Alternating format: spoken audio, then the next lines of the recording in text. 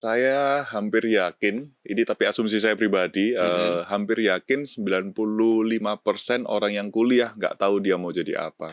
Kalau kita nggak berani maju, kita nggak berani expose, ya kita nggak akan dapat apa-apa. Dapatnya ya cuman rasa aman aja. Ya, kalau gitu kan otomatis harus melepas progres-progres yang udah dibangun ya sebelumnya ya.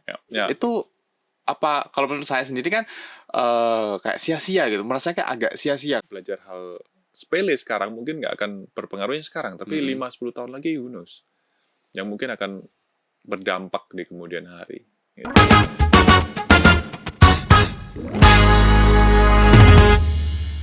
Hai Whiteizen, salam multikultur dari aku Patrick, dan di sini sudah ada bersama kita yaitu seorang alumni Ubaya dengan nama Pak Jimmy. Halo Pak Jimmy, gimana nih kabarnya? Oke, Baik, sehat-sehat ya. Sehat. Oke, mungkin sebelum kita lanjut lebih jauh ya, mungkin kita boleh kenalan dulu ya Pak Jimmy ya. Jadi mungkin para penonton di sini kan nggak tahu ya Pak Jimmy ini siapa gitu, alumni mana sih, alumni Ubaya angkatan berapa, lulusan apa ya, mungkin boleh diceritakan sedikit nih Pak. Boleh, oke. Halo semuanya, saya dengan Jimmy Kurniawan, co-founder dari Penta Group Indonesia. Saya alumni Ubaya tahun 2009, jadi saya masuk Ubaya itu 2009, Patrick. Oke. Masuk Ubaya 2009, saya lulus 2012.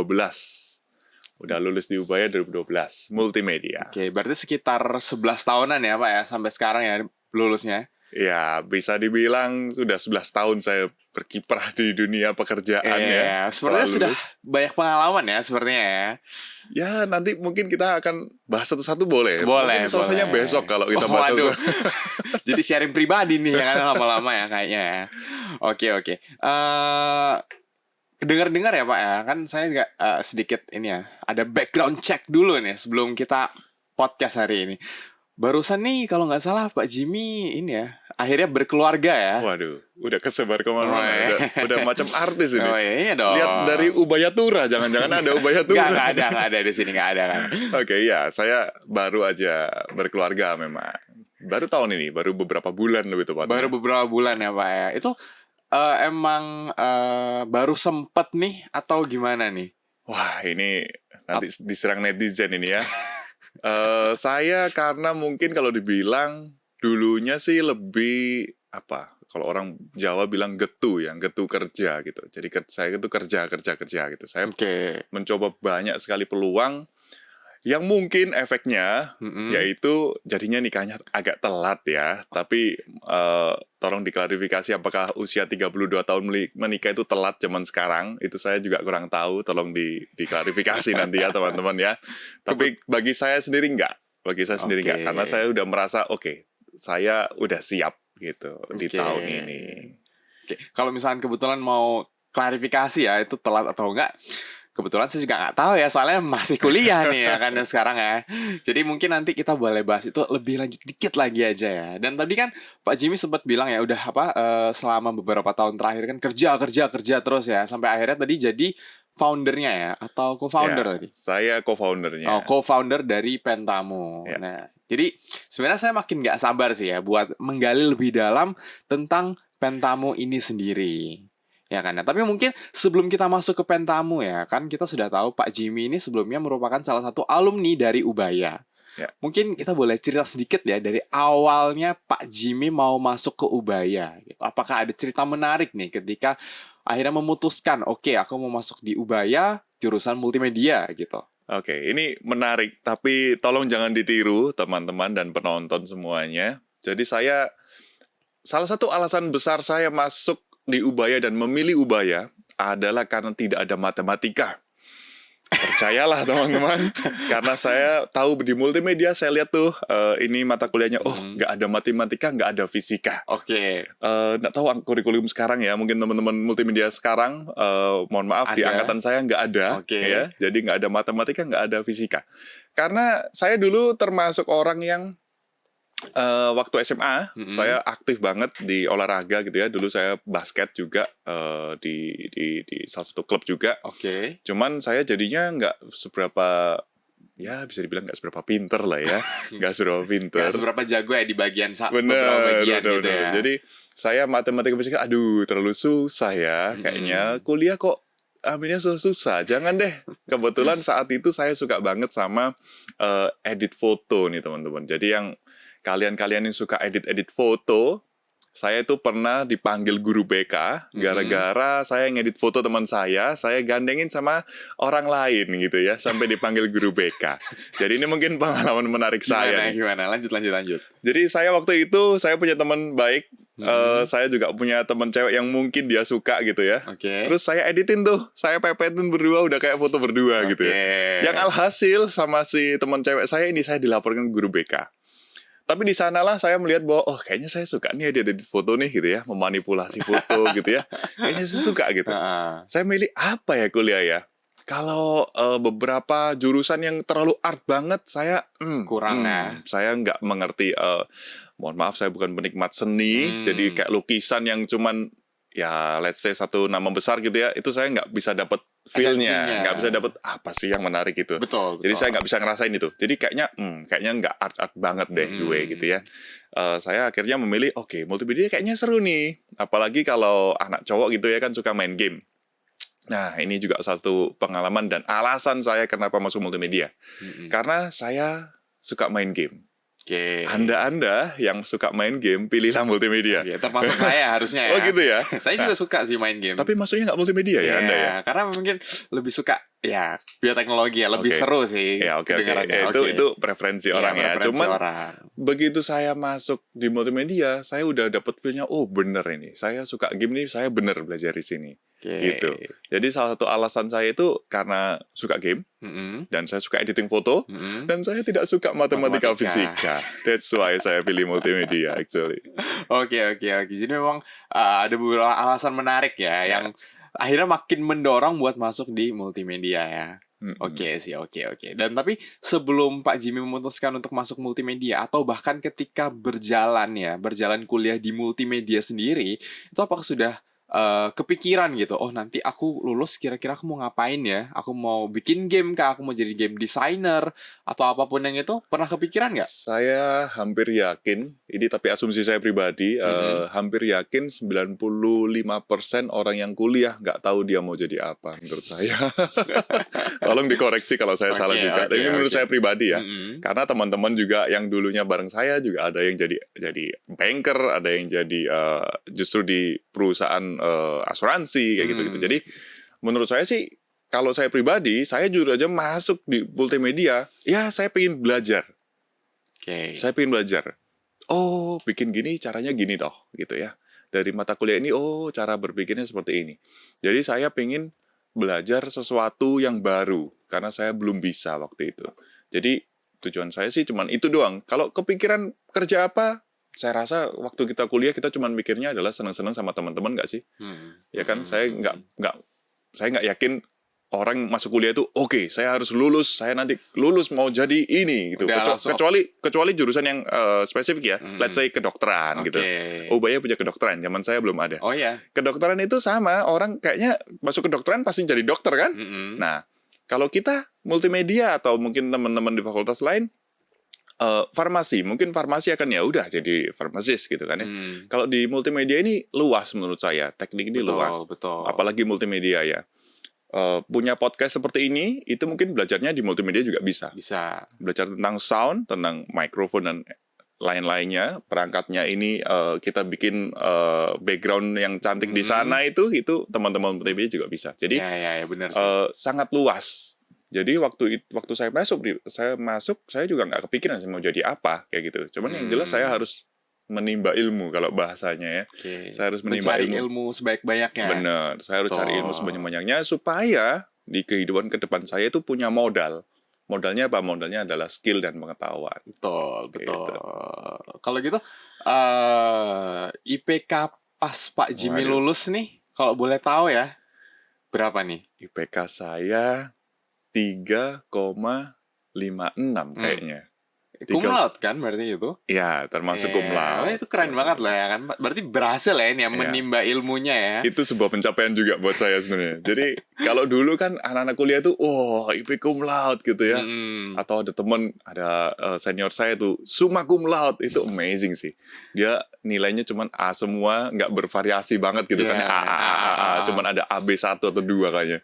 Tapi saya jujur waktu mahasiswa juga pengen gitu, jaga Oke. pengen. Saya harus cum laude nih. Saya mau buat orang tua saya Bangga senang gitu, gitu ya. bangga gitu. Jadi ya salah satu yang saya kejar waktu kuliah itu adalah harus cum laude nih, harus cum Oke. laude. Puji Tuhan nyampe. Berhasil. Puji Tuhan nyampe dan ngepres ya untungnya. Iya, Gitu. iya, iya. Dan kalau nggak salah juga ya, denger-dengar Pak Jimmy memang ini ya apa?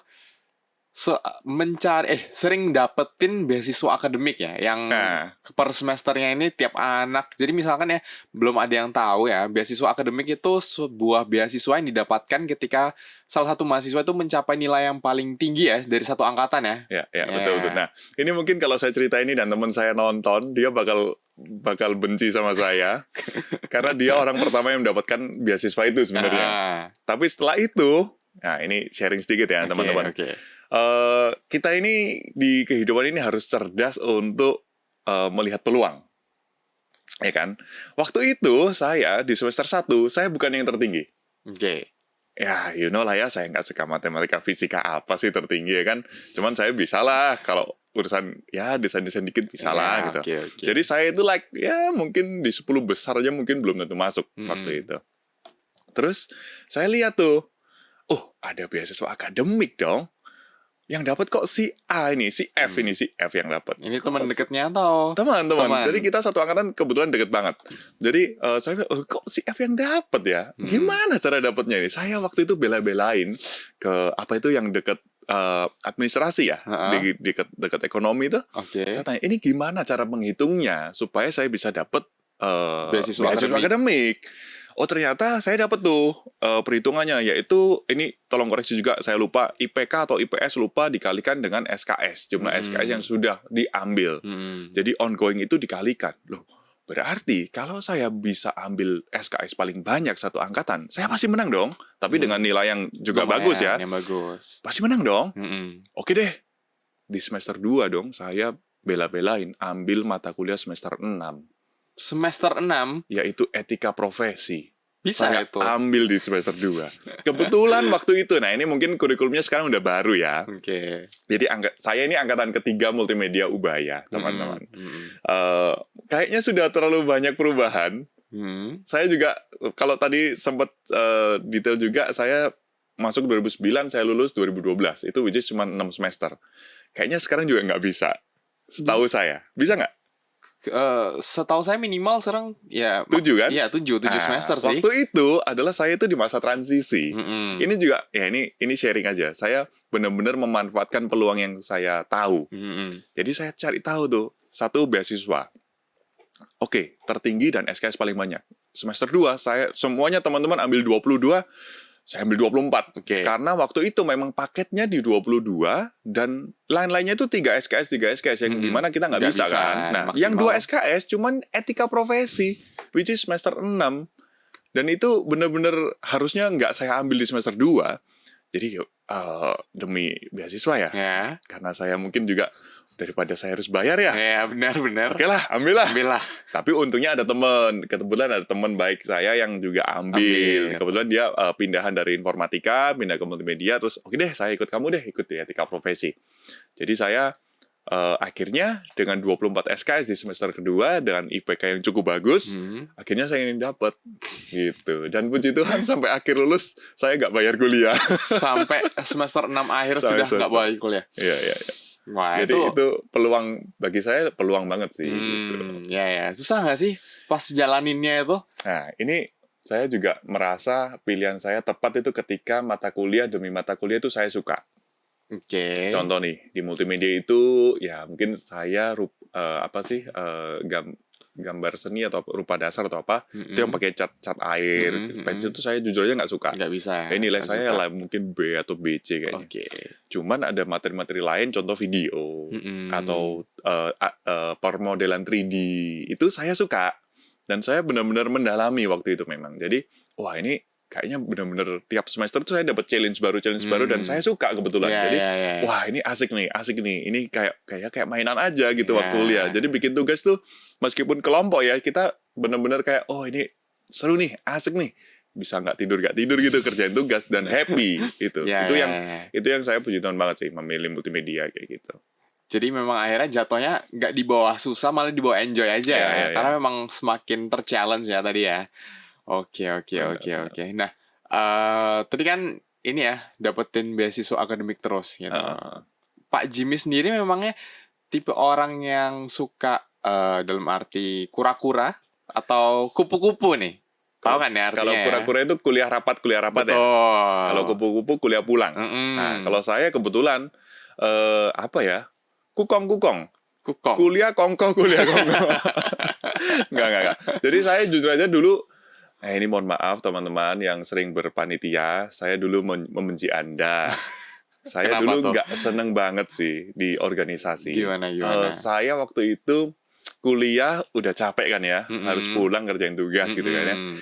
Saya teman-teman yang organisasi saya mikir, aduh ngapain sih kamu harus persiapan ini, persiapan itu, terus saya dengerin nggak dapet apa-apa Iya, gitu kan ya. Iya, Mungkin karena juga tuntutan ya. Jadi saya waktu kuliah itu saya juga mengajar untuk les private. Mm-mm. Jadi waktu itu saya udah mulai bekerja sih lebih tepatnya. Iya, ada part time juga ya. Betul, ada Oke. part-time juga. Jadi saya merasa, kayaknya saya kalau pulang terus ngajar di rumahnya orang, anaknya saya ajarin, saya pun dapat duit daripada lebih untung ya.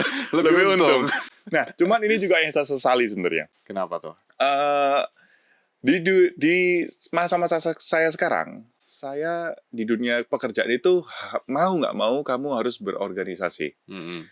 Ya mungkin karena orang teknik ya. Jadi kuliahnya teknik itu kan berhubungan sama komputer terus dan udahlah lupakanlah masalah sosialnya gitu. Mm-mm. Dan ternyata memang salah teman-teman. Jadi tolong Anda yang seperti saya, Anda perlu berkumpul dengan teman-teman Anda atau ikut organisasi untuk sosial sama teman-teman. Untuk melatih soft skill kayak gitu-gitu. Jadi benar-benar berguna sih di kemudian hari sebenarnya. Itu salah satu yang saya sesali pada saat saya perkuliahan dulu. Jadi lebih fokus di cuan ya. Iya, Padahal betul. skill-skill yang lain juga sebenarnya perlu ya. Komunikasi ya paling penting ya. Jadi waktu kuliah yang saya asah itu adalah hard skill saya. Saya bisa permodelan 3D, saya bisa animasi 3D, saya bisa video, saya bisa apa. Tapi saya melupakan unsur bahwa kamu nanti di dunia pekerjaan itu kamu akan berhubungan sama orang. Dan kamu akan banyak teamwork lah. Kamu harus dealing with someone yang kamu belum tahu, atau mungkin dia yang mungkin kamu nggak suka. Itu kamu harus bisa adaptasi kayak gitu. Dan mungkin saya rasa teman-teman saya yang dulu organisasi sangat bisa untuk melakukan hal itu, yang dimana saya harus belajar ketika saya sudah lulus. Jadi, itu juga PR sih. Iya. Jadi akhirnya mau nggak mau, in the end of the day juga harus belajar ya, kayak tentang bagaimana cara untuk berorganisasi. Ini buat teman-teman semua nih ya. Kalau ada opportunity, kesempatan buat ikut di organisasi, kayaknya mending ikut aja ya Pak ya. Selama tidak mengganggu waktu kuliah Anda, kemudian selama Anda merasa masih punya waktu kosong ketika kuliah, ikut aja. Itu bagus banget. Benar, setuju. Soalnya memang saya sendiri juga agak ini ya, dulu tuh juga ikut organisasi ya. Cuman lama-lama merasa kayak, duh ini dapat apa sih? Gitu. Akhirnya ini ya sudah sama kayak Pak Jimmy sudah. Jadi lebih cuan lah. Kayaknya ini kurang cuan lah, aku kerja di luar aja mungkin kayaknya lebih dapat uang ya. Tapi mungkin memang benar ya kata Pak Jimmy, memang skill-skill lain selain uang itu lebih penting ya daripada uang ya. Ini mau saya bahas sedikit nih. Ketika Anda kuliah, ketika Anda semua kuliah, Anda juga akan berpikir bahwa ini ngapain sih kuliah gini? Belum tentu kepake saat saya kerja. Benar gak sih?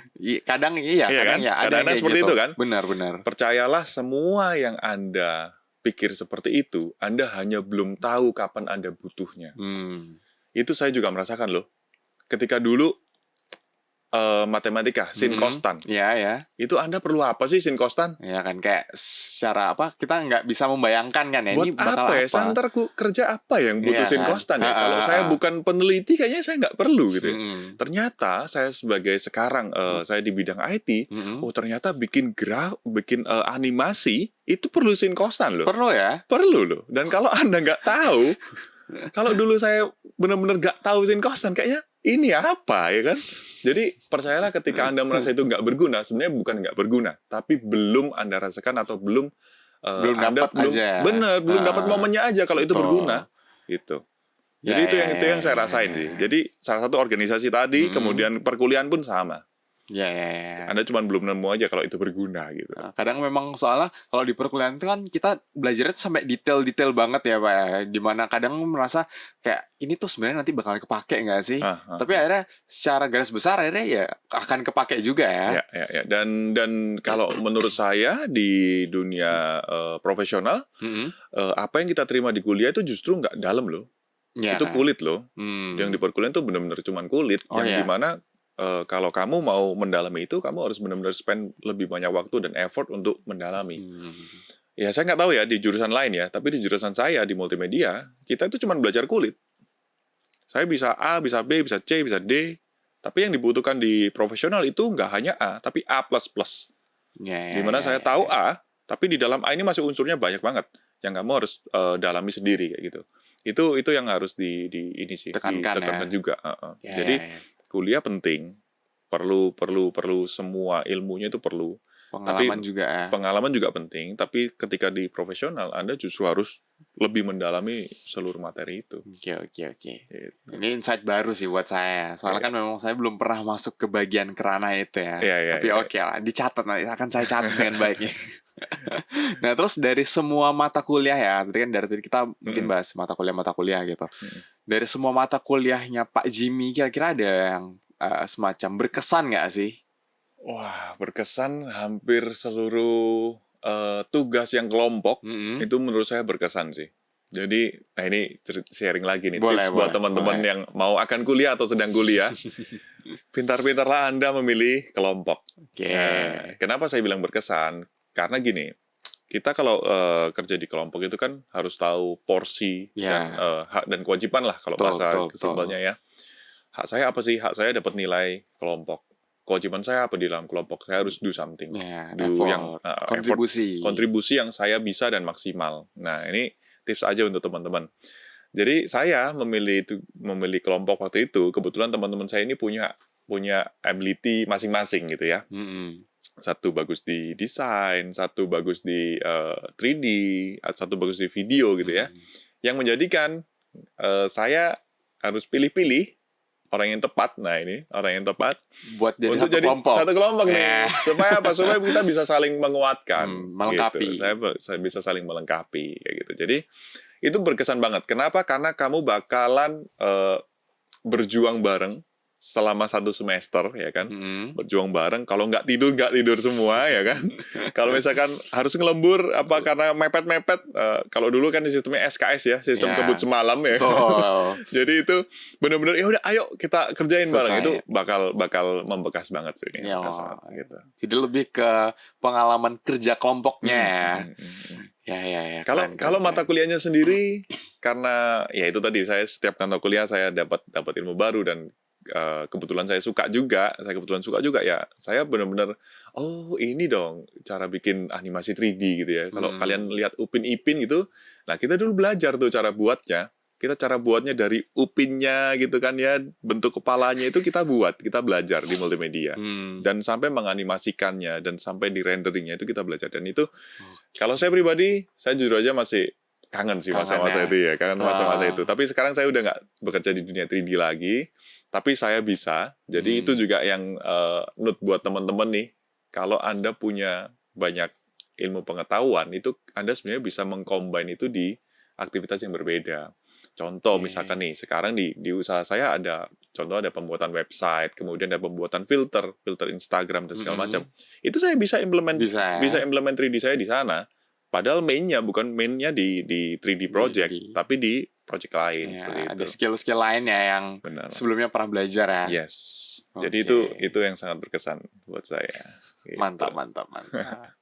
Terus mungkin keponya sekarang tentang setelah lulus nih, ya kan? Oke. Setelah lulus nih, Pak Jimmy apakah oke setelah lulus langsung dapat pekerjaan tetap atau pada saat itu masih kayak aduh bingung-bingung dan Hmm. teman-teman atau gimana tuh?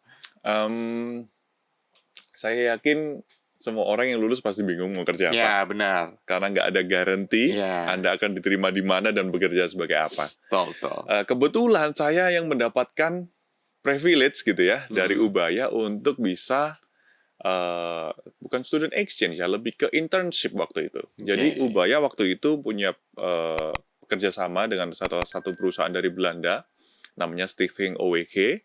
Itu dia adalah perusahaan edukasi di Belanda. Belanda. Dan akhirnya membuat ya ada kerjasama yang mengirimkan 3 mahasiswa dan 1 dosen awalnya ke Belanda untuk belajar dan untuk mengerjakan sebuah proyek seperti itu selama 3 bulan.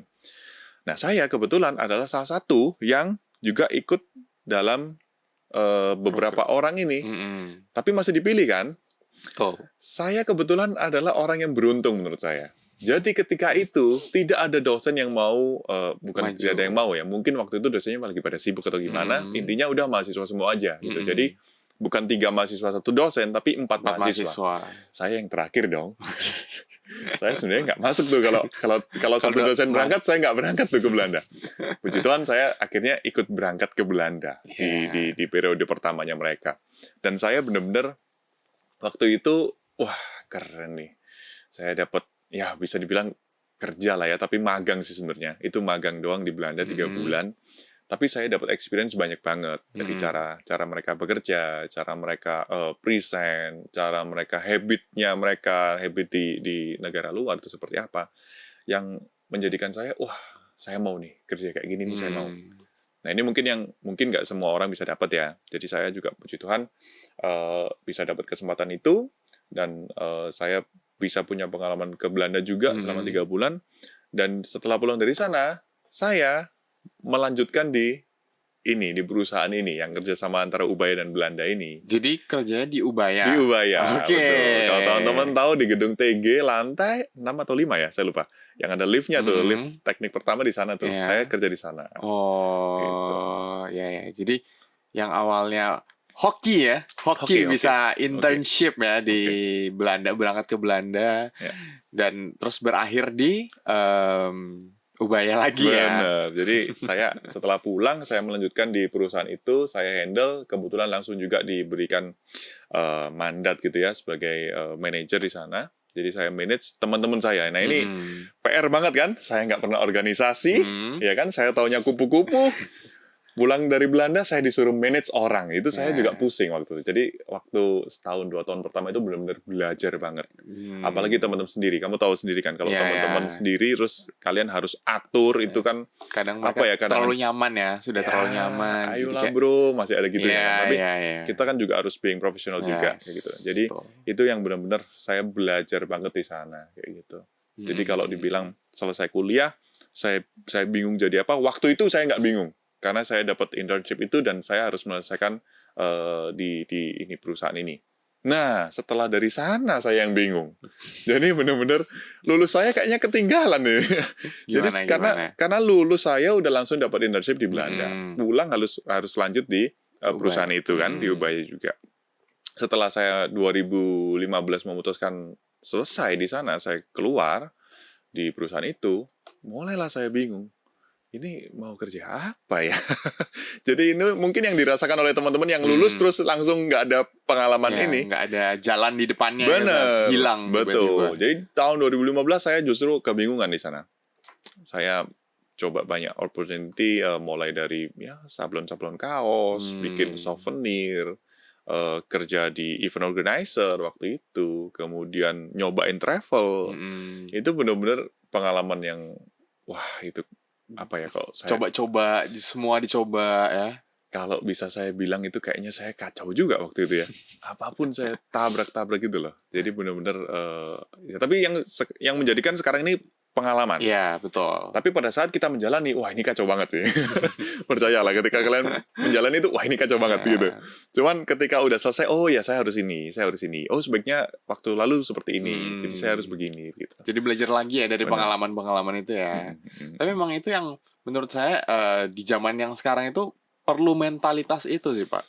Karena dalam arti mungkin kalau Pak Jimmy bilang itu kacau ya. Tapi dalam arti itu kalau menurut saya nih itu bagus karena setidaknya kan Pak Jimmy mencoba dulu kan, mencoba banyak hal ini dan itu. Kalau misalnya zaman sekarang tuh mungkin anak-anak tuh terlalu terlalu takut buat mencoba sesuatu hal yang baru gitu sih. Kalau menurut sudut pandang saya ya, karena mungkin ini mungkin sekali lagi mungkin. Waktu saya kuliah selesai itu mungkin Instagram udah boom sih, tapi nggak se-boom sekarang. Saya nggak inget tuh setiap kali kuliah saya buka-buka Instagram gitu, kayaknya saya nggak inget bahkan setelah lulus ya, kayaknya saya nggak inget saya harus lihat-lihat dan posting Instagram. Ataupun lainnya ya, mungkin ada TikTok atau YouTube apa-apa, mungkin nggak segencar sekarang. Yang menjadikan waktu itu adalah saya harus berpikir saya harus ngapain. Nah ini mungkin tapi saya nggak mau menggurui juga ya teman-teman ya.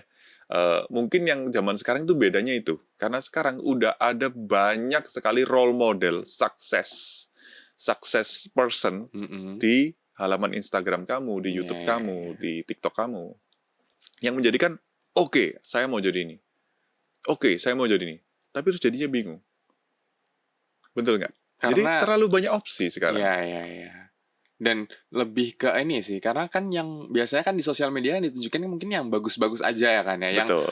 Oke, orang ini sukses ya, kita cuma tahu orang ini sukses, tapi lebih nggak tahu bagaimana misalkan kayak ceritanya Pak Jimmy bisa jadi co-founder Pentamu itu kayak harus buka travel dulu lah, harus coba-coba sablon ini itu, ya kan tadi ada kaos sablon. Jadi kalau di sosial media itu memang hal-hal yang kayak gitu yang nggak kelihatan. Betul, itu betul. Jadi kalau misalkan kita mau belajar dari sosok orang gitu ya, atau yang role model kita gitu ya, mungkin kita harus ambil nilai positifnya aja ya. Tapi jangan terlalu saklek gitu ya. Oh kalau ini saya bisa melakukan ini pasti begini. Saya yakin teman-teman, kita semua sama-sama melakukan pekerjaan yang sama, nggak semuanya berhasil kok. Nggak semuanya berhasil. Tergantung dari diri kita mau coba nggak, mau belajar hal lain nggak gitu. Dan sebenarnya bukan hanya dari diri kita, tapi dari pengalaman kita. Pengalaman kita pernah apa sih? Contoh nih, kamu orang tua misalkan bisnis dagang, misalkan. Orang tua juga saya bisnis dagang. Tapi pada saat kecil, kamu disuruh untuk dagang sama orang tua. Misalkan saya justru nggak. Saya justru nggak disuruh-suruh nih. Beda pengalaman. Nah, ketika kita menghadapi harus dagang, udah jelas orang yang seperti kamu lebih bisa ini kan. Soalnya ada pengalaman kecil-kecil itu ya. Itu mungkin yang membedakan sih sama generasi sekarang ya, karena sekarang mungkin screen time-nya juga lebih banyak, distraksinya lebih banyak. Jujur aja saya juga screen time-nya juga sekarang banyak ya, jadi ngeliatin karena terlalu nikmat dengan scrolling ini ini. Tapi ya nggak apa-apa lah, itu kalau Anda scrolling dan Anda menambah ilmu itu bagus juga sebenarnya. Karena kan kita belajar dari kegagalan itu nggak hanya harus kita gagal dulu. Kita bisa belajar kegagalan dari orang lain. Nah, mungkin saya sharing ini juga, mungkin ada yang terinspirasi atau ada yang juga, kayaknya harus begini. Itu juga kalian belajar. Screen time kan, Anda kan sedang nonton kan? Gitu. Benar. Emang kadang perspektifnya orang lain juga diperlukan sih. Itu nggak salah banget. Betul. Yes.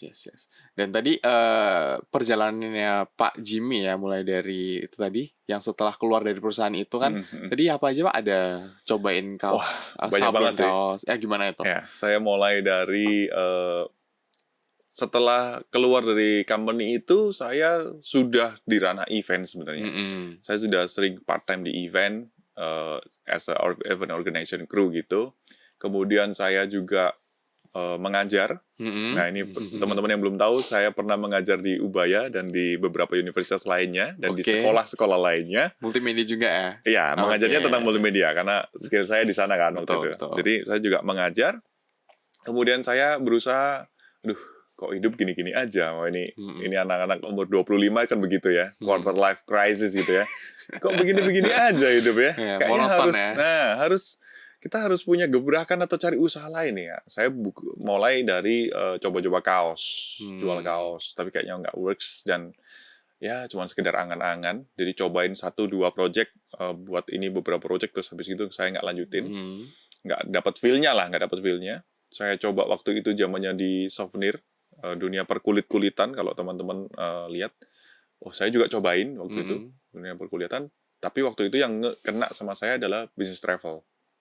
Bukan business travel yang ticketing justru, karena saya ranahnya di event, saya justru travelnya adalah yang waktu itu target saya justru di company atau di sekolah. Jadi yang bikin kayak study tour gitu ya, atau misalkan ada corporate meeting, corporate conference gitu, itu saya kejarnya yang sana. Jadi saya benar-benar fokusin di ranah event waktu itu. Jadi belajar dari part-time saya event, kemudian saya kebetulan ada saudara yang ada travel, jadi saya ada backup di sana untuk ticketing segala macam. Oke deh, saya running di travel itu. Nah, setelah travel masih belum puas tuh. Kenapa tuh? Ya, namanya anak umur 25 ya. Dapat 1 juta kan pengen 2 juta ya. Iya, betul. Gitu kan. Jadi, kayak apa ya, peluang apa ya? Saya akhirnya 2016 tuh terjun di dunia real estate, di agent property. Ya, sampai sekarang sih saya sekarang juga masih, cuman saya lebih sekarang menghandle IT-nya nih justru nih. Jadi di satu company ini saya yang menghandle IT-nya. Kayak gitu. Di sana saya juga belajar banyak. Kebetulan 2016 itu almarhum papa meninggal di 2016. Jadi saya harus menjual rumah waktu itu. Nah, karena saya kan mau jual rumah. Ini saya juga melihat peluang nih. Orang jual rumah bisa kaya ya. Banyak teman-teman di properti bisa kaya ya. Wah, saya terjun juga jual rumah sendiri. Waktu itu gitu. Jadi karena saya mau jual rumah saya sendiri, saya belajar jadi agent properti.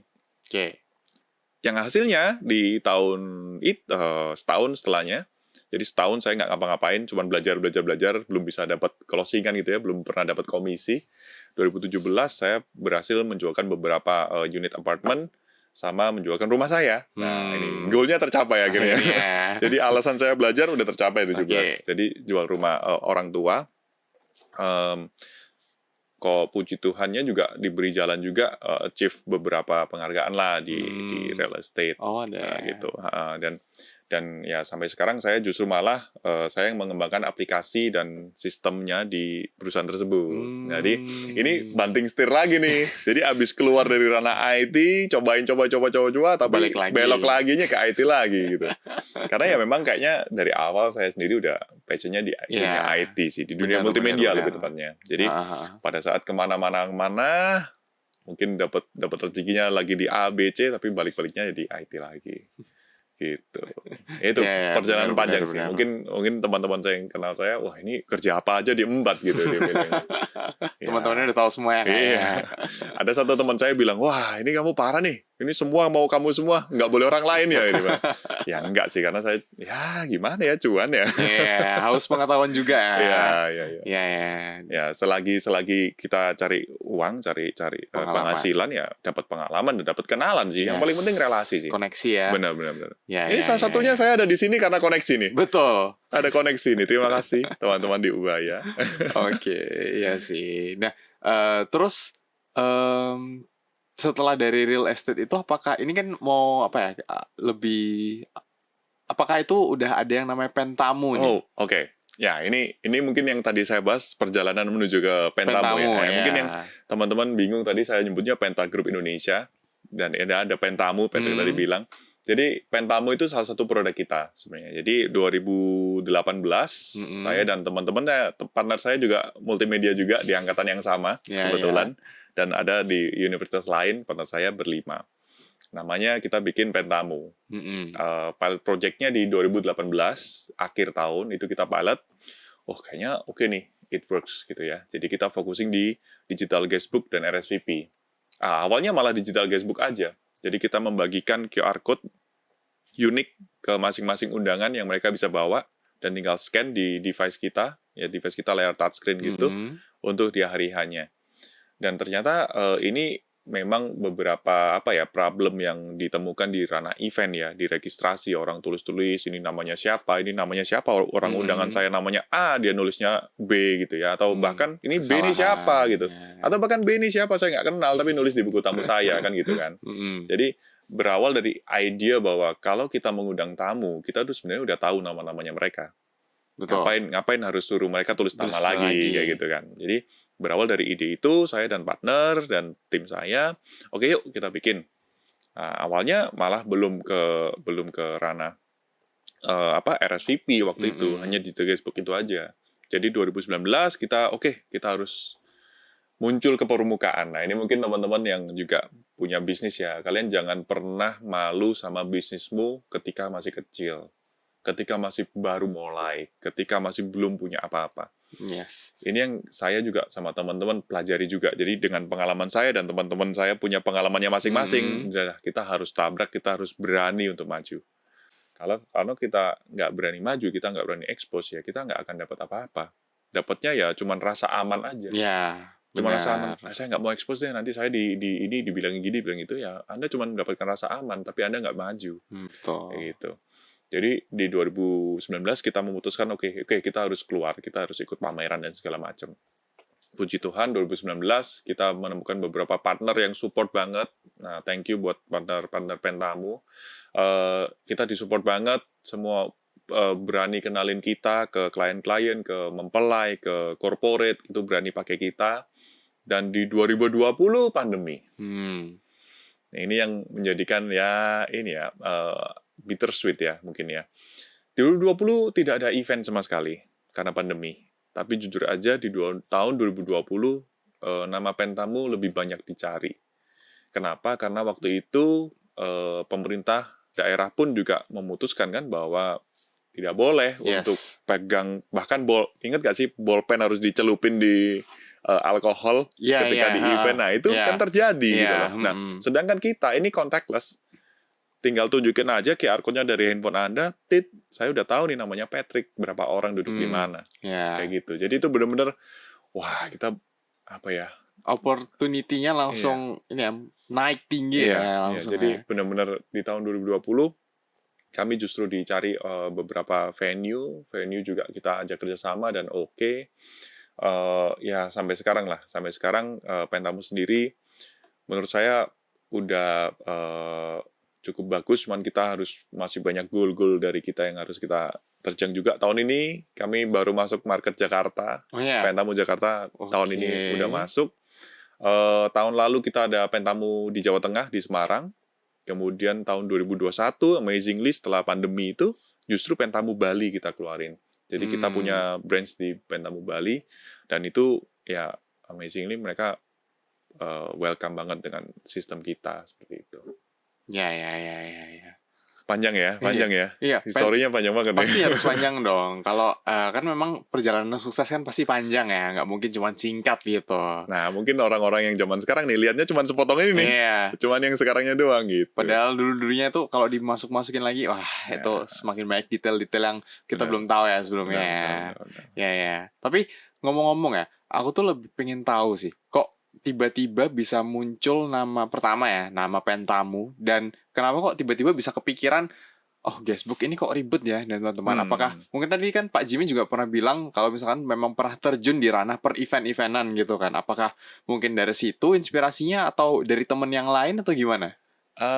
Gini, nama dulu ya. Nama dulu nih. Ini Pentamu gitu ya, kan kelihatan keren ya. Pentamu. Penta gitu Pentamu, 5. Ya. Padahal itu kalau orang tahu itu sebenarnya silly juga ya. Pentamu itu sebenarnya penerima tamu, teman-teman. Oh iya? Iya. Penerima tamu. Jadi kata-kata ini kita juga waktu awal-awal juga aduh pusingnya namanya apa ya. Terus kita waktu itu juga sama, kita scrolling IG bagian registrasi, beberapa nama udah dipakai kompetitor, apa nama yang keren ya, yang oke gitu. Akhirnya kita mikir, kita berlima, Penta, penerima tamu, waktu itu ada kita lihat di sebuah post itu tulisannya Pentamu, PENTAMU. Oke. Pentamu, Mm-mm. penerima tamu. Oh, Pentamu itu penerima tamu. Kita tuh mulai tuh cocok logi tuh dari Nah, founder-founder nih, cocok logi lah kita. oke. Oh ada pentanya, penta itu 5 loh artinya. Oke, kita berlima kan? Iya. Kita founder berlima. Jadi oke 5 ya, pas ya pentamu. Oke, kok pentamu U-nya kok nggak keren ya? Iya. Pentamu terlalu Kurang, eksplisit banget tuh ya, tamunya di belakang. kelihatan banget kan. Oke, kita buat double O.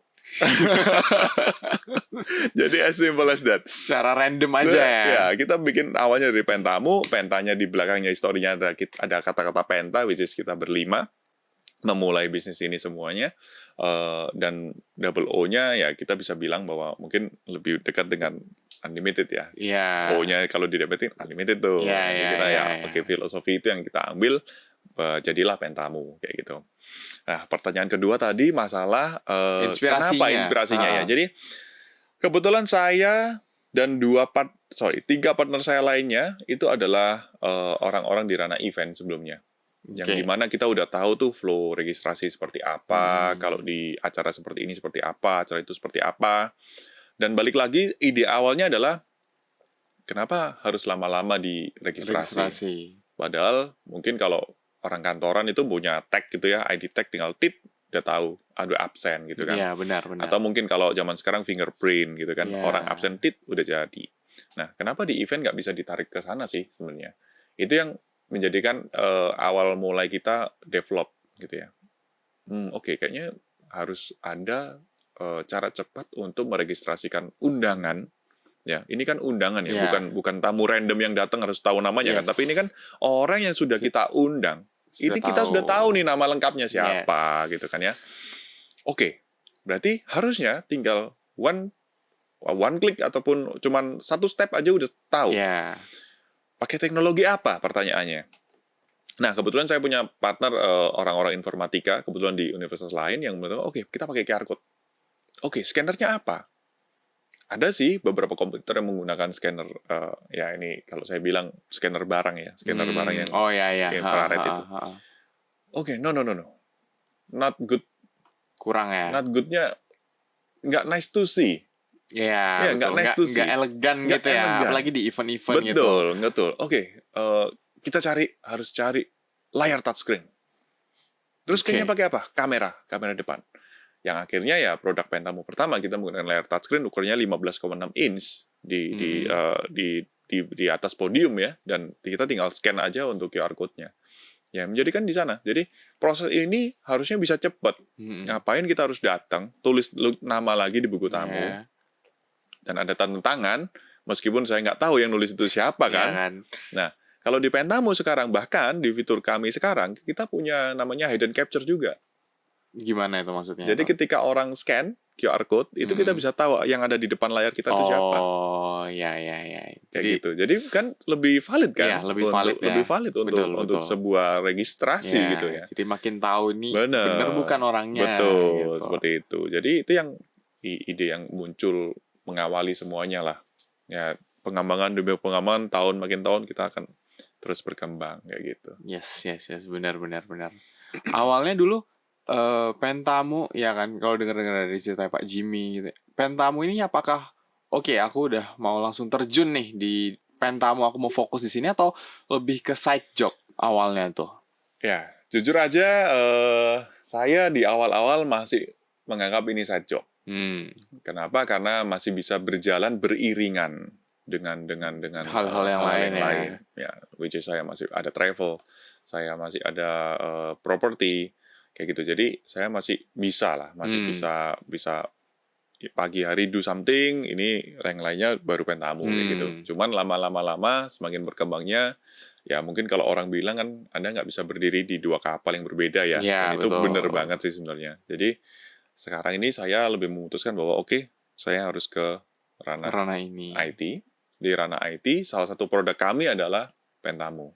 Kayak gitu. Jadi saya menganggap Pentamu ini justru produk. Jadi tahun 2021 kita akhirnya sudah berbadan hukum yang menjadikan ya ini kita semuanya harus rapi kan. Ya udah kita semua harus lebih terstruktur lah, lebih organized gitu. Jadi sekarang ini ya saya lebih fokusnya di ranah IT kayak gitu. Emang pas awal-awal ya kan nggak bisa kan memang berdiri di dua kapal gitu. Tapi kan sebelumnya punya sebuah hal kayak pekerjaan yang sudah dibangun, misalnya mungkin tadi real estate gitu, mungkin udah punya nama, Hmm, udah hmm, punya hmm, koneksi ini hmm. itu. Kalau gitu kan otomatis harus melepas progres-progres yang udah dibangun ya sebelumnya ya.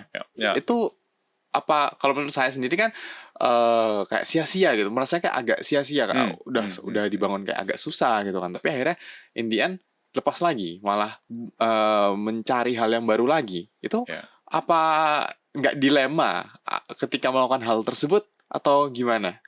Pasti ada rasa itu, pasti ada rasa dilema itu. Cuman actually saya tidak benar-benar melepas. Jadi contoh kayak di real estate yang tadi Patrick bilang, sekarang kan saya justru larinya ke yang lebih besar, yaitu saya di company itu sebagai head IT-nya. Tapi tetap real estate tapi nggak menjual ya, lebih ke Betul. oke, ya Yang ya which ya is sebenarnya sih. saya kalau masih jual sih masih bisa, teman saya lebih focusing sekarang lagi saya mengembangkan aplikasinya mereka, sistem ERP-nya mereka, jadi sistem dalamnya kita benerin juga, kayak gitu. Itu yang ya saya rasa kalau mungkin saya dulu nggak pengalaman di real estate, saya nggak bisa, Nggak bisa. jadi head IT ini gitu, karena ini sangat berkaitan dengan operational, sangat berkaitan dengan di lapangan. Nah kalau saya nggak pernah di lapangan kan saya nggak mungkin bisa kayak gitu. Jadi menurut saya ya roti di luar ini kan gede banget. Kamu mau ambil yang mana? Opsinya tuh banyak.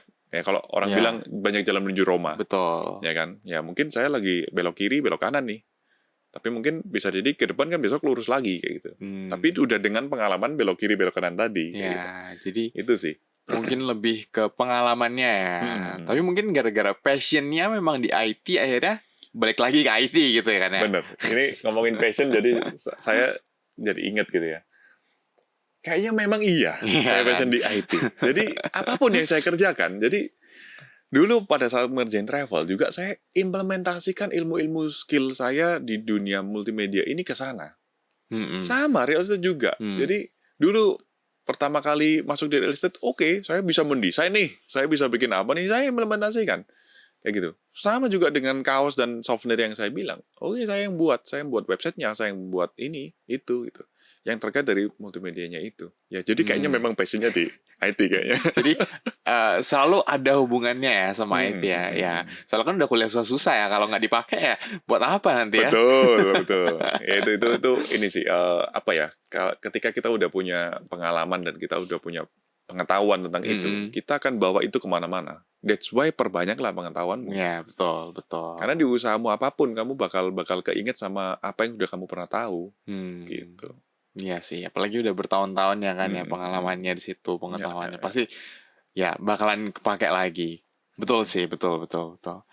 Nah, terus sekarang ngomongin tentang pentamu ya. Pentamu tadi kan bilangnya 5 orang nih, ya kan? 5 orang penta ya, 5 orang. Itu berjalan selama berapa tahun atau berapa lama gitu sampai akhirnya oke, kayaknya kita kewalahan deh, butuh orang baru deh. Oke. Atau gimana? Kita mengawali 5 orang itu sejak 2018 akhir. 2019 kita mulai pameran-pameran dan event-event udah mulai masuk. Kalau event sih kita pasti hire dari freelance. Jadi ada tim freelance juga yang sering akan kita panggil untuk event. Kalau di internal sendiri kita mulai punya tim atau mulai punya ya kalau bahasa kurang ini pegawai lah ya, punya pegawai. Tapi saya nggak mau nyebutnya mereka pegawai kan, mereka tim saya. Nggak ada mereka pun saya nggak bisa apa-apa gitu kan ya. Betul. Kita ada tim mulai baru tahun 2019. 20. Jadi sekitar setahun setengah itu kita jalani berlima. Dan mulai event makin banyak. Udah nggak sempat lagi, nggak bisa lagi kita harus hire. Jadinya punya 2 orang waktu itu, ada 2 tim di sana di tahun 2020. 2021 kita cepet banget kita udah punya sekitar 6-8 orangan waktu itu di dalam tim kita.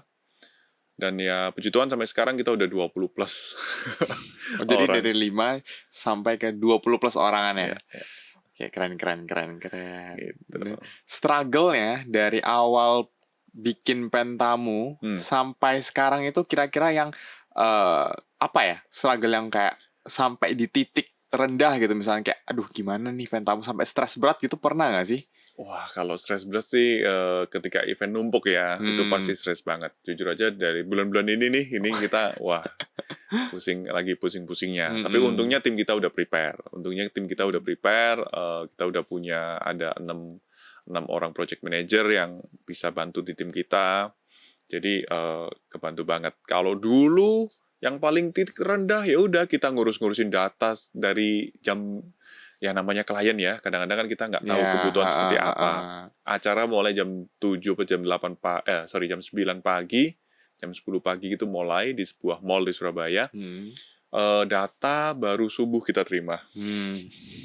Ya, yang menjadikan kita harus semua inputin. Waktu itu saya kebetulan lagi di luar negeri juga. Mm-mm. Jadi ada tim yang handle di sini, saya kebetulan handle acara di Filipina waktu itu. Oh ya.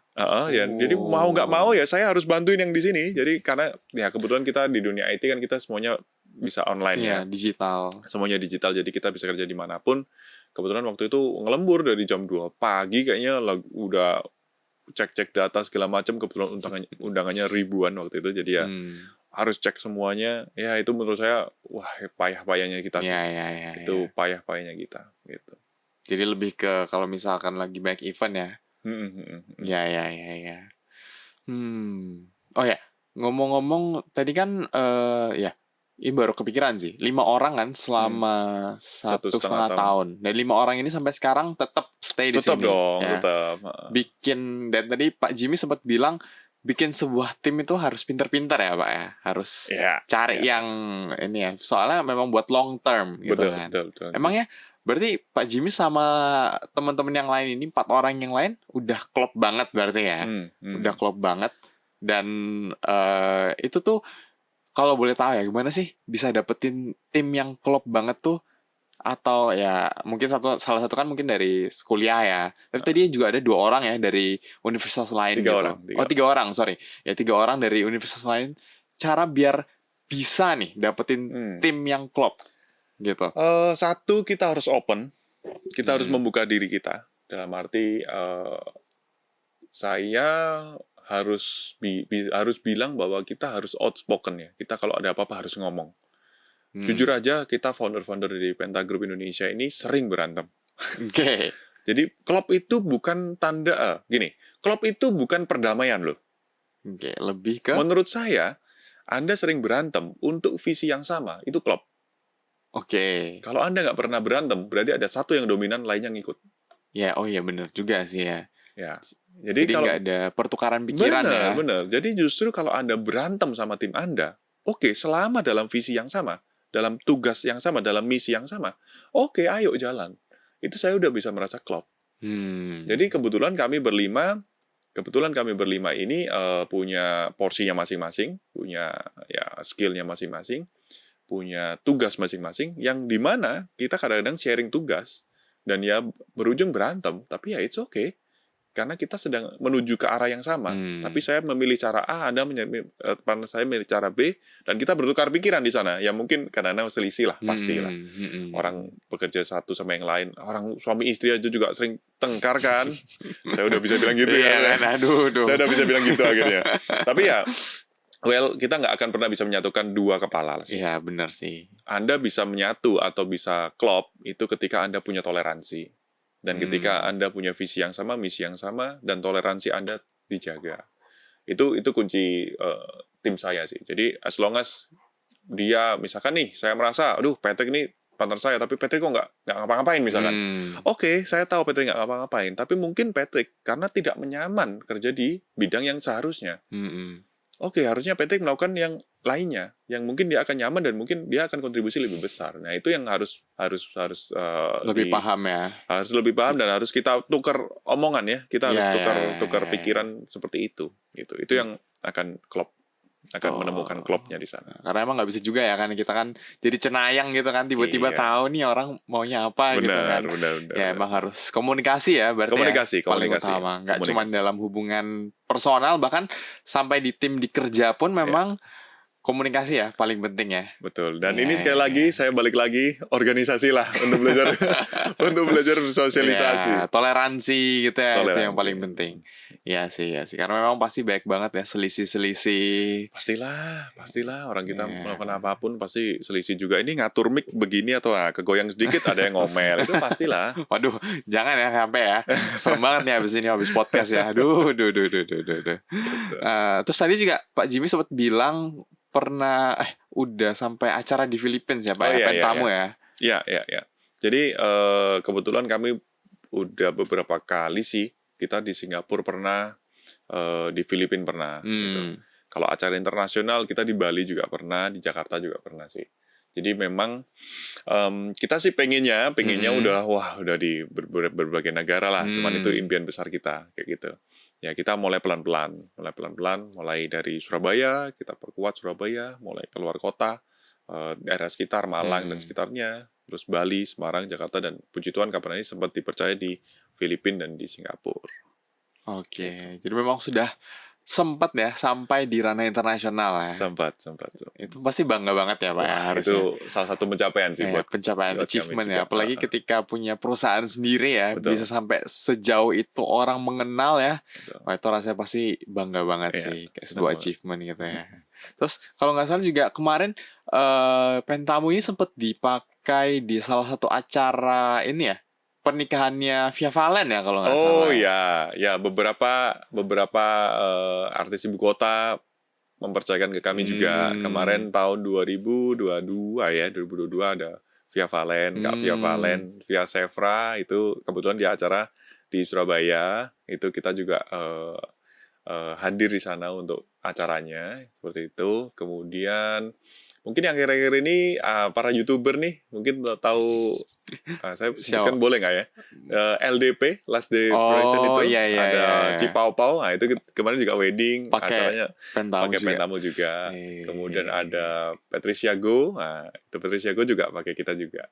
Mempercayakan RSVP-nya dan untuk digital guestbook-nya pakai kita. Ya, keren banget ya pasti ya. Itu semakin berarti udah berapa tahun ya ini ya?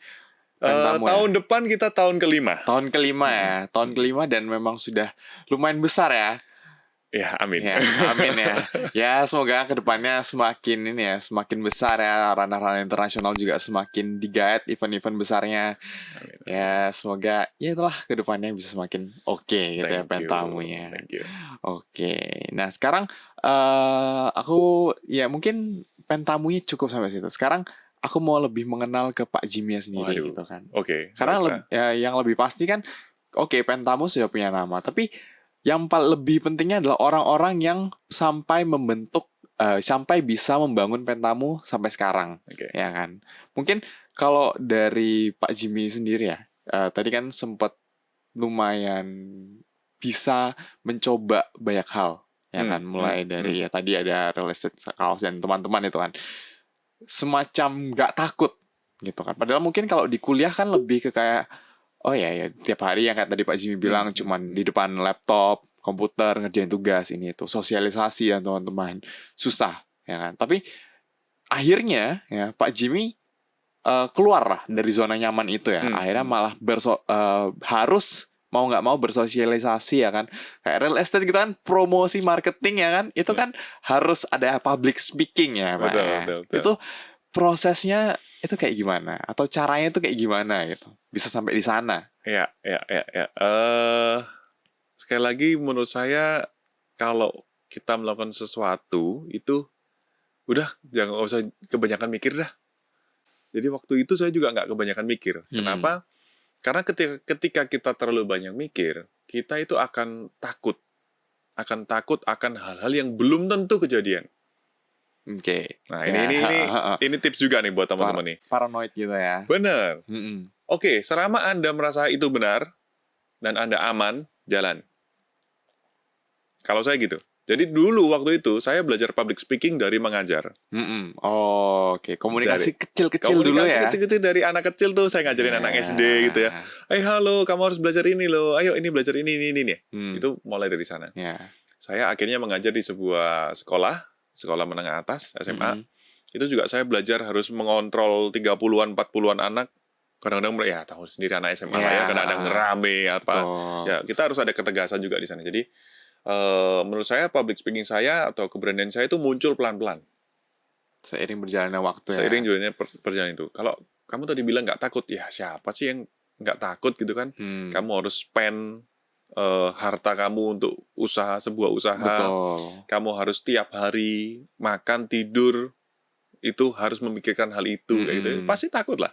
Pasti takut, pasti ada ketakutan. Betul. Tapi selama kita punya faith ya, kita punya keyakinan bahwa oke, ini bisa jalan.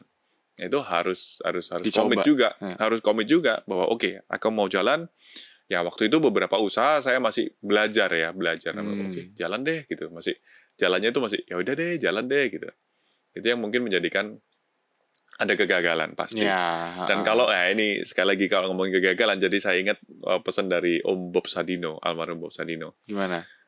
Kamu selama bekerja itu harus menghabiskan jatah gagal kamu. Oh, yang gitu. Ya. Saya pernah sharing juga nih sama Patrick nih. Saya bilang, cobain aja, habisin jatah gagal kamu. Karena once kamu cobain terus, kamu akan menemukan satu yang sukses. Ya. Dan ketika kamu sudah sukses, kamu akan dilihat sama orang dan gagalmu nggak akan dilihat. Betul. Tapi kalau kamu gagal, kamu stop, ya udah kamu jadi orang gagal. Iya, yang dilihat akhirnya gagal-gagalnya doang ya. Iya. Iya sih. Tapi once, coba deh lihat seluruh orang yang sukses. Coba lihat historinya. Dia pernah gagal di apa aja.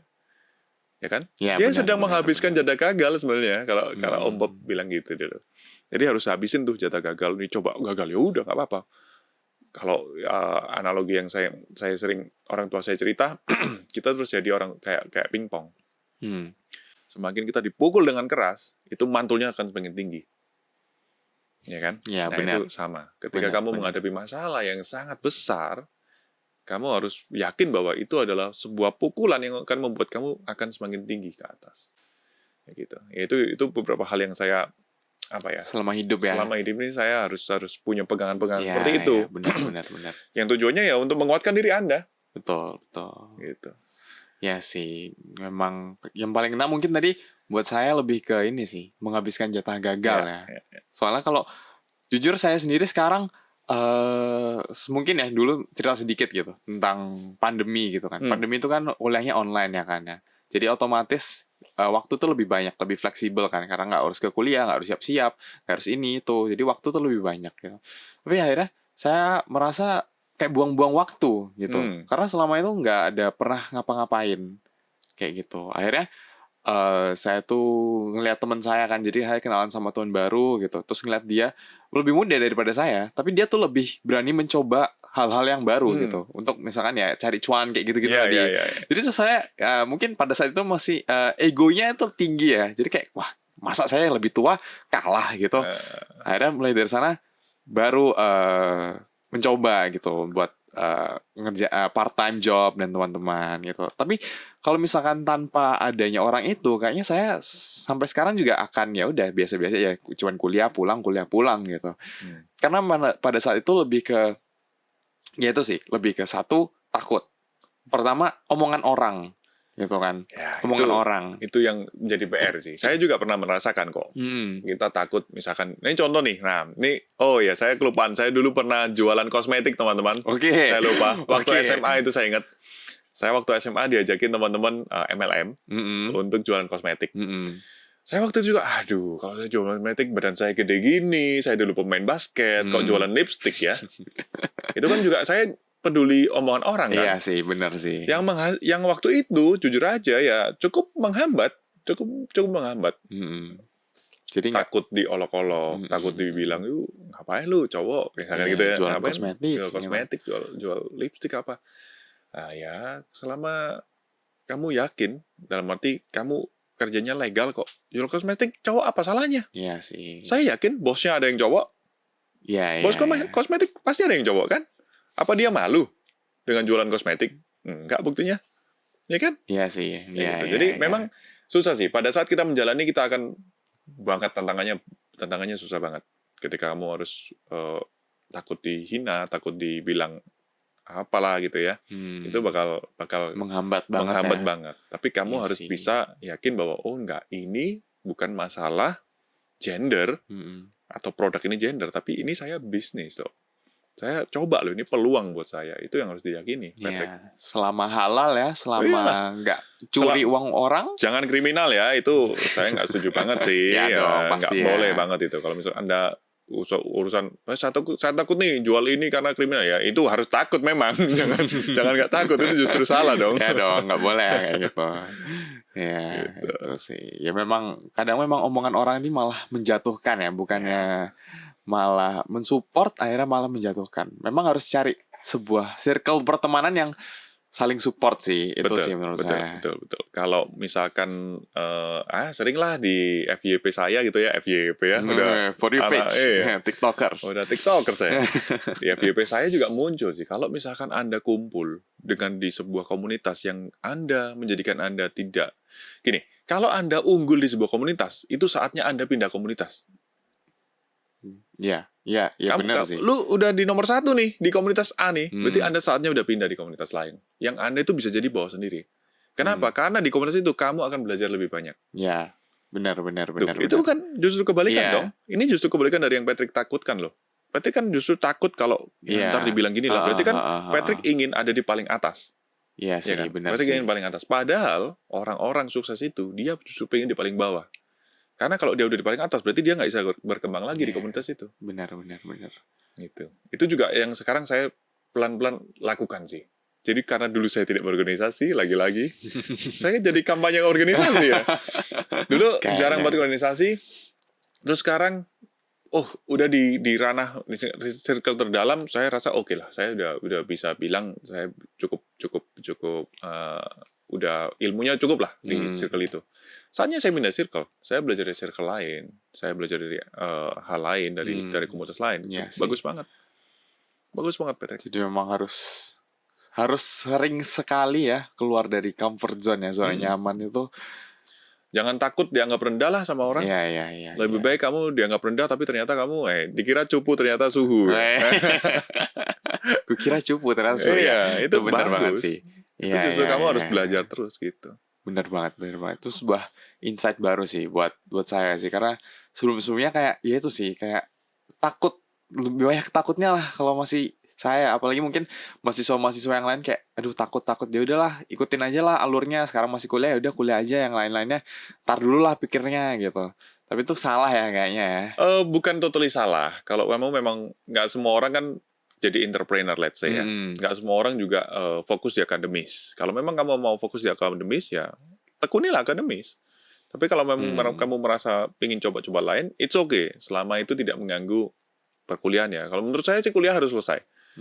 Kuliah itu kan kalau menurut saya pribadi karena kamu dapat skill yang bisa buat ke depan kamu kan. Jadi harus selesai. Jadi kalau tadi Patrick bilang salah, enggak sih, enggak salah. Enggak salah. Jadi enggak apa-apa, kuliah harus tetap jalan, tapi bisa disambi, bisa didampingi lah sama hal-hal yang lain.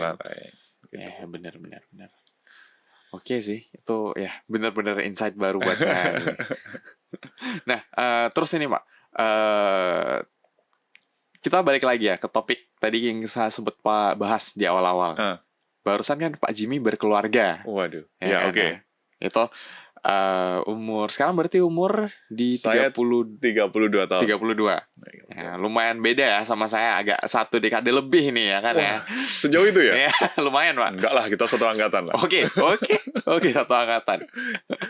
Nah, kalau melihat dari cerita Pak Jimmy yang kayak tadi kan saya sering kerja, kerja.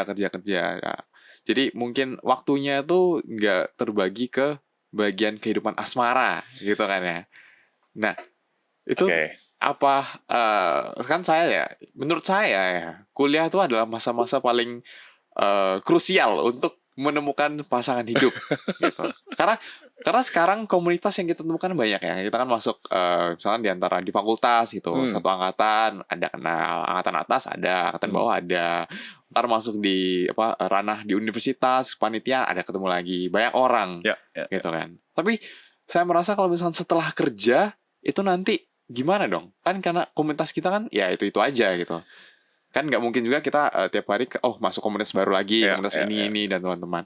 Kalau Pak Jimmy dulu tuh ceritanya kayak gimana nih? Bisa ketemu si dambaan ini, si wanita istri saya. Iya, betul.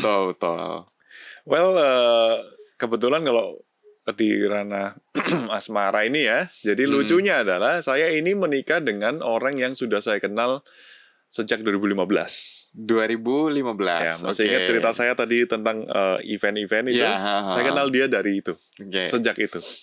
Tapi di sana posisi dia udah ada pacar tuh. Oke. Nah, saya waktu itu ya masih jomblo lah, jomblo gak jelas waktu itu ya, jomblo gak jelas gitu.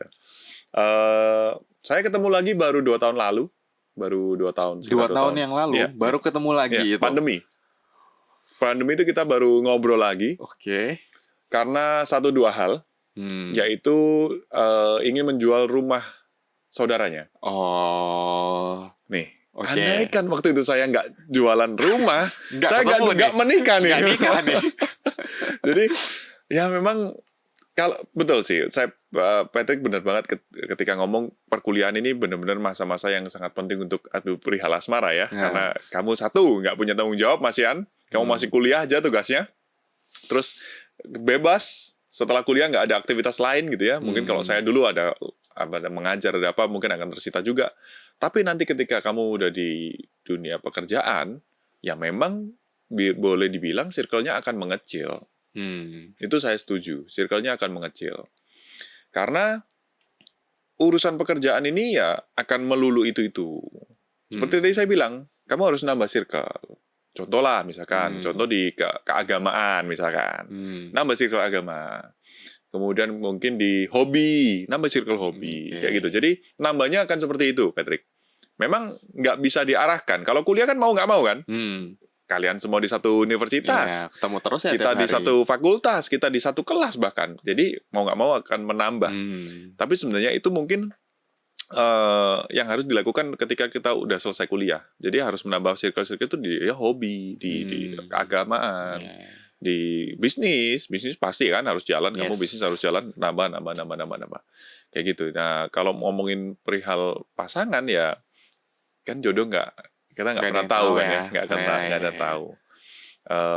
Menurut saya sih, kalau saya masalah jodoh ya saya yakini ketika saya tiba-tiba klik nih, oke, saya PDKT nih kalau anak-anak zaman saya sekarang. PDKT, oke, cocok, ya oke, ya harus yakin, ya harus jalan gitu. Jadi ya nggak ada kata terlambat ya kata orangnya. Benar. Nggak salah kok menurut saya kalau misalkan nikahnya baru segitu. Yang penting kan sudah settle ya kan ya. Jadi untuk masalah yang lain-lain ketika pernikahan itu jadi lebih reda atau gimana? Hati-hati sama kata-kata settle. Gimana? Settle tiap orang itu beda-beda loh standarnya. Kata orang ya, kamu nggak akan pernah siap untuk menikah. Pernah dengar itu nggak? Oke, saya tanya deh, Patrick deh. Siapnya menikah waktu apa? Nah, susah kan? Misalkan nyebutin sudah punya rumah, sudah punya mobil, sudah punya apa. Yakin ketika kamu sudah punya itu, kamu masih udah siap. Pasti masih banyak masalah-masalah yang lain muncul. Karena sekarang mungkin kita masih belum punya mobil bagus, rumah bagus, kita nyebutnya itu. Tapi once kamu udah punya rumah bagus, mobil bagus, kamu mungkin bakal belum siap lah, saya belum punya supercar. Who knows kan? Jadi orang bilang nggak akan pernah siap, Patrick. Jadi ya udah, kamu harus punya keyakinan. Harus yakin aja. Harus yakin. Dihadapi aja. Harus ya. Jangan dihadapin aja. Kalau nggak yakin jangan dihadapin dong. Harus yakin. Dan harus ya udah komit. Oke.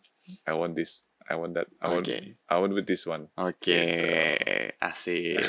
Oke. Sebuah ini ya insight baru lagi ya buat kita semua mungkin ya, bukan saya saja ya yang sedang mencari-cari jodoh nih. Oke. Penonton sebanyak ini belum nemu jodoh. Nggak tahu ya Pak, kalau itu sepertinya urusan pribadi mereka ya. Saya juga nggak tahu nih ya kebetulan. Ya, Patrick single teman-teman. Mungkin. Aduh. Iya mari. Saya bantu promosi. Waduh ya. Saya kan sudah punya pengalaman jadi promosi real estate kan. Saya promosikan kamu. Waduh. Diajak ngobrol enak teman-teman. Sulit ya kalau bisa ngomong masalah kayak gini ya. Aduh. Mungkin untuk beberapa hal yang terakhir ya. Tadi kan Pak Jimmy ini balik lagi ya ke masa-masa perkuliahan gitu. Pak Jimmy ini kan awalnya kupu-kupu ya, atau kukong-kukong tadi kalau bilang.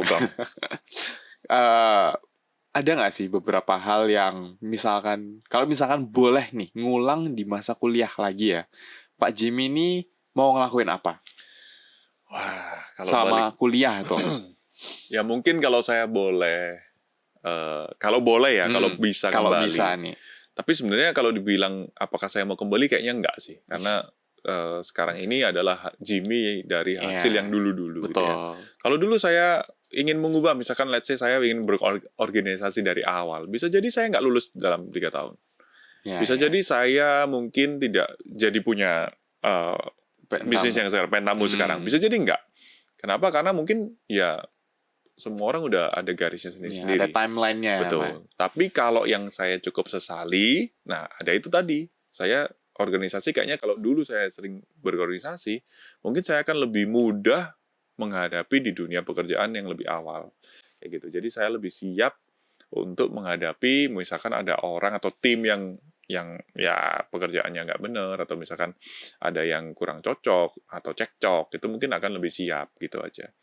Kalau ingin mengulang lagi, mungkin di perkuliahan saya, ya saya bisa bilang cukup excellent waktu itu ya. Jadi Oke, saya cukup puas kayaknya ya. cukup puas Oke. dengan perkuliahannya.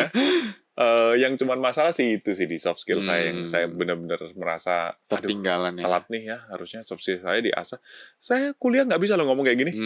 Saya kayaknya ngomong gini, iya Patrick, oh iya, ini begini gitu. Jadi benar-benar belum kebuka lah, Iya. belum kebuka waktu itu. Jadi soft skill saya itu yang cukup telat sih menurut saya. Iya, Jadi itu yang cukup saya sesali. Jadi Anda harus belajar dari pengalaman gagal saya. Iya, soft skill-nya ya paling penting ya.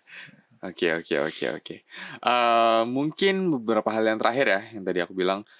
Misal Pak Jimmy ini punya moto nggak sih? Moto Wah. hidup gitu yang kayak setiap kali mau melakukan sesuatu itu selalu keinget, atau moto inilah yang dipegang yang kayak tadi Pak Jimmy bilang itu. Yes, itu punya, dan saya juga pampang di sosial media saya. Ya. Dalam bahasa Inggris, do what you love what you do. Oke. Itu yang selalu saya pegang. Jadi kamu mau apapun yang harus kamu kerjakan, ya kamu harus mencintai pekerjaan itu. Misalkan nih, contoh sederhana lah, nggak usah di dunia pekerjaan ya. Anda disuruh bersih-bersih rumah, malas kan? Kadang iya. Tapi Anda harus kan membersihkan. Ya udah, cintailah pekerjaan itu. Dan ketika Anda cinta sesuatu, Anda akan melakukan dengan senang hati. nyaman. Gitu. Ya, bener sih. Itu sih. Ada hal-hal sepele gitu yang ya kayak tadi sih, kayak bersih-bersih rumah atau ngurusin apa laundry lah, ini itu kan kayak aduh, kadang males sih. Tapi memang kalau misalkan kita enjoy, akhirnya ya udah, itu cuma jadi nggak jadi beban ya. Betul. Ya, Jadi benar. kan mau nggak mau Anda tetap melakukan. Ya, Kalau Anda ya. melakukan dengan bete atau dengan jengkel kan ya ngapain? Ya, Udah, cintai betul. aja. Gitu. Betul sih, setuju. Mungkin dari Pak Jimmy nih ada nggak sih kata-kata terakhir ya buat podcast kita buat podcast kita di episode kali ini, buat para penonton misalnya, atau misalnya buat saya gitu juga boleh. Wah, mungkin mau nyampein ke teman-teman calon mahasiswa dan mahasiswa kali ya. Boleh. Jadi kalian kalau mau menuntut ilmu itu jangan lihat dari hanya apa atau kenapanya gitu ya. Anda menuntut ilmu itu harus yaudah sebanyak mungkin aja kalian tuntut ilmu. Dan kalau menurut saya ketika Anda menuntut ilmu, hilangi komplain. Karena komplain itu justru akan menghambat Anda untuk menuntut ilmu. Betul. Gitu. Itu sih teman-teman sharing saya. Jadi meskipun ilmu itu sebenarnya kita merasa sekarang kayak nggak terlalu penting ya, itu ternyata soon di masa depan bakal Anda hanya belum menemukan bahwa itu penting. Gitu. Jadi tuntutlah ilmu sebanyak-banyaknya. Butterfly effect gitu ya. Yes, butterfly effect, betul. Jadi ketika Anda belajar hal sepele sekarang, mungkin nggak akan berpengaruhnya sekarang, tapi 5-10 tahun lagi who knows, yang mungkin akan berdampak di kemudian hari. Gitu. Ya, benar banget sih. Ya, itu mungkin kata-kata terakhir ya, apa pesan dan kesan terakhir nih dari Pak Jimmy buat episode kita di saatnya podcast bersama Ubaya. Ya, kalau begitu ada lagi Pak yang mau disampaikan? Udah, mungkin? thank you banget Patrick, thank you teman-teman. Terima kasih juga ya Pak Jimmy sudah mau repot-repot nih hadir ya dan men-sharingkan banyak sekali ya pengalaman-pengalamannya mulai dari tadi kita awal sebelum masuk kuliah ya, yang awal nggak suka matematika ya, jadi sampai nyasar di multimedia ya, dan akhirnya bisa sampai sekarang ya, dimana barusan tadi sudah berkeluarga ya, terus juga Pentamu juga udah 5 tahun berjalan. Wah, terima kasih banget ya Pak sudah Thank you. menyempatkan waktunya ya. Thank you. Nah, buat teman-teman semua ya yang nonton dan suka banget sama konten kita ya, jangan lupa di like ya, share, dan juga subscribe ya. Jangan lupa juga nyalain loncengnya ya kan ya. Karena ya, semua hal itu nanti akan berarti buat kita. Dan kalau misalkan kalian pengen ya ke depannya untuk melihat konten-konten seperti ini lagi dari Saatnya Podcast Bersama Ubaya, langsung aja dinantikan ya. Dan bagi-bagi juga buat teman-teman yang misalkan butuh nih ya insight-insight dari seorang co-foundernya Pentamu nih ya kan, penerima tamu digital. Kalau begitu mungkin cukup sampai sini aja episode kita pada hari ini. Aku Patrick dan di sini juga ada Pak Jimmy. Sampai jumpa di episode yang berikutnya. Bye bye.